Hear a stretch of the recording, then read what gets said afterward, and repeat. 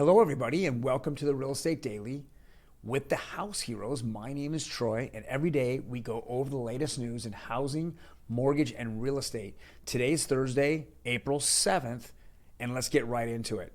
First article here is from CNBC. It says Fed's Bullard says the interest rate policy is behind the curve but is making progress. Well, this is what I've discussed now for several months, that the Fed should have raised rates back in December when they first met and said they were going to, but they held off for several months. If they would have started going up 25 basis points then, I think that we would have inflation a lot more in control. But instead, they just wanted to announce it and then just cause the markets to really be volatile for the next few months. You know, the stock market, the crypto market, and the real estate market. And that's exactly what they did. And then when everyone expected, them to really start in in February, they didn't. So they put it off for another month into March. And then instead of having that big, opening moment of 50 basis points, they decided to do 25. And I understand it's because of the Ukraine-Russian war and the uncertainty there. But what's caused this now, the causing effect or the collateral damage, is that we're just building up more and more inflation. Next week, we're going to come out with the CPI numbers, and we're expecting it to go up another percent to closing in on all-time highs. Yet the Fed has only made one rate hike. That is completely ridiculous. I think they swung and missed this completely. And now banks are talking of a recession because they really didn't tighten much earlier, at least 5 months earlier. So he does admit that they're behind the curve, and then of course when you're behind the curve, what do? Then you overreact. So that's all these different articles and different Fed chairmen are coming out, and they're just overreacting, saying we need to be radical, we need to go sell off, the securities, the $9 trillion on their books of treasuries, as well as mortgage-backed securities. And at this point, if they sold off mortgage-backed securities, the rates would skyrocket again because the bond market, they were the buyers of bonds now for the past 3 or 4 years. They bought everything up. Now they'll be the sellers of bonds, which there'll be very little people wanting to buy it, but companies want to buy it. And with that being said, then they're going to have to lower and lower down, especially with $95 billion worth of treasuries every single month.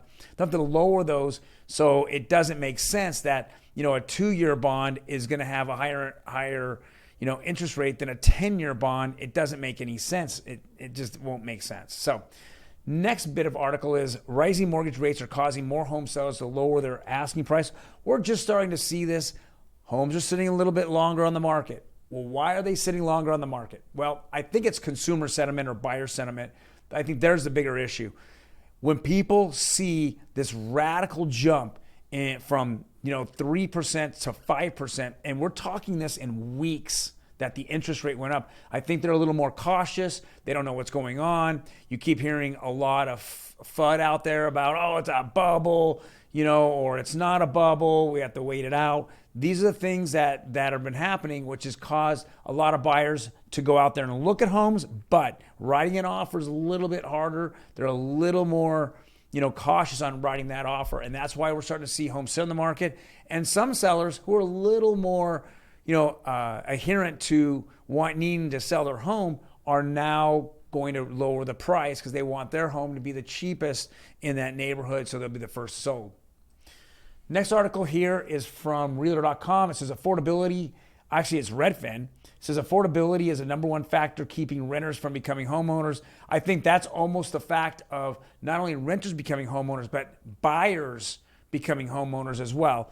But buyers and renters are all the same here. But that's the issue that we're going over, affordable housing.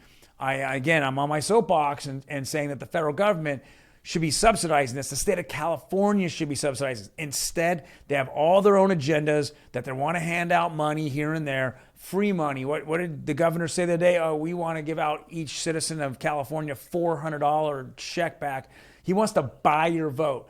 Why don't he turn around and start to get the gas tax down? We are the highest tax on gas of any state. Yet he doesn't care about that. He'll take your taxes and he'll give you back $400 and he'll smile after every single gallon you pump into your tank. He's going to smile and say, thank you, thank you, thank you. That's what a dictator does. That's what he's doing. Look at the programs he's spending money on, and giving money out to people. Yet we still have the highest tax rate, some of the highest taxes, in the United States. And of course, the gas tax is just ridiculous. Next is mortgage refis are dead. Can Blend weather the storm? Blend is one of many, many different refi houses that popped up in the last, 5-10 years that have now just been fairly exclusive to refis. Refis are dead. There's not very many people that have an over 5% mortgage rate. And so with that being said, we're just going to see this, simmer for a while, that the only people that would be refining will be cash out refis. And I know the banks are going to be very, very scared of giving out cash out refis because the interest rates keep going up, and the sentiment that's been happening with the buyers, if we start to see prices going down, they're going to take the hit. Not so much the consumer, they're going to take the hit. So they're putting more and more restrictions on the cash out refis. And really, guys, there's no refis out there. And then, of course, we end us with Optimal Blue, which is a part of Black Knight, and then going over interest rates as of 5 p.m. yesterday. Here's the 30-year conforming or conventional. Again, went up 6 more bips and now, broke through that 5%, rate. So now we're at 5.05 or, 15-year conforming, 15-year conventional. It went up 3 basis points to 4.04. 30-year jumbos just jumped and they're closing in on 4.5. And the 30-year FHA, we saw it tick down a little bit, but we're just at that. We're at the gate, the 5% gate, and we're standing there, and it looks like it's going to see it protrude through. We're going to figure out in the next 7 days, after CPI numbers are out next Wednesday, I believe, how this market's going to go. If we're going to see rapid inflation go up again, we will probably see rates jump again. To slow the market down, the housing market seems to be the most affected right off the bat when the Fed makes these big decisions. Well, thank you everyone. If you liked our content today, hit the like button. Otherwise, hit that notification button. When we drop this particular video and all the videos that we put out Monday through Friday, they'll notify you, and you could spend the 5 or 10 minutes drinking coffee or having a glass of wine, checking it out and seeing the most latest news in real estate and mortgage. Otherwise, guys, we'll see you tomorrow on Friday. You take care.